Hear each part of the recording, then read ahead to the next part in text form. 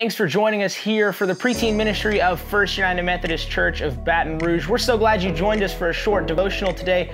We're going to talk all about God's creativity. We'll dive into a little bit of how God created the heavens and the earth, and then we'll ask the big question, where do you see God's creativity? But before we get to that incredible story, don't forget about Jumpstart on August the 9th from 11 a.m. to 1 p.m. We want all of you to come meet your incredible Sunday school leaders who will be with you throughout this entire school year to help you grow closer in your relationship with God. So don't forget that.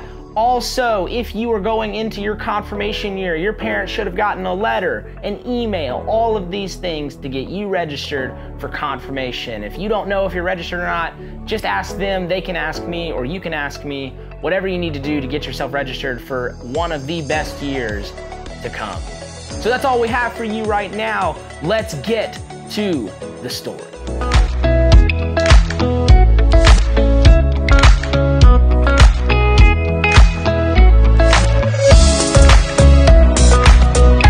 In the beginning, there was only God and nothing else. He was here before the beginning. Never has a time existed where God did not. Out of the nothing, God began to create. Starting with the heavens and the earth was formless and empty. To brighten the space, God spoke light into existence. Then he named light day and darkness night. God looked at the light and saw that it was good. From there, God separated the waters. Some stayed below, some went above. He placed the sky in the middle.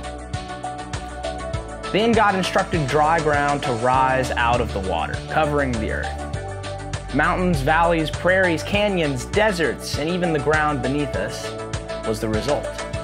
The dry ground was called land, and the water was called seas. Once land existed, God produced plants, flowers, bushes, vines, and trees of all kinds. Some big, others small. And God looked at all of this and saw that it was good, but he wasn't done yet. The skies and beyond were empty, so God filled the universe with the sun, the moon, and the stars. Comets, meteors, and distant galaxies were placed farther out than our strongest telescopes can see. God set the sun to rule the day and the moon to rule the night. But God still wasn't finished. Next, God filled the earth with living creatures. Starting in the seas, rivers, and lakes, God placed dolphins, whales, fish, shrimp, turtles, all throughout the oceans. God continued to place birds high in the sky, soaring from here to there. The winged birds were unlike anything ever created. God looked at his creations and saw that they were good. And one might believe that God would have run out of good ideas, but God's imagination is limitless. God continued to create by shifting his focus on livestock, creatures that move along the ground, and wild animals. Again, God saw that all of these things were good, and then God wanted to do something different. So far, God had used his voice to create everything. But when it came to his final creation, God used his hands. He formed man and woman to set them apart. God created them in his own image to reflect who he is. And this time he didn't just think what he had made was good. It says in Genesis, God saw everything he made. And this time, it was very good. And at this point, God's work was complete. God rested and enjoyed his creation, his amazing work of art. Isn't that story incredible? When we stop to think about it, I mean, what God has created is incredible. It's limitless, just like we said. Have you ever thought about that? Have you ever thought about God's creation?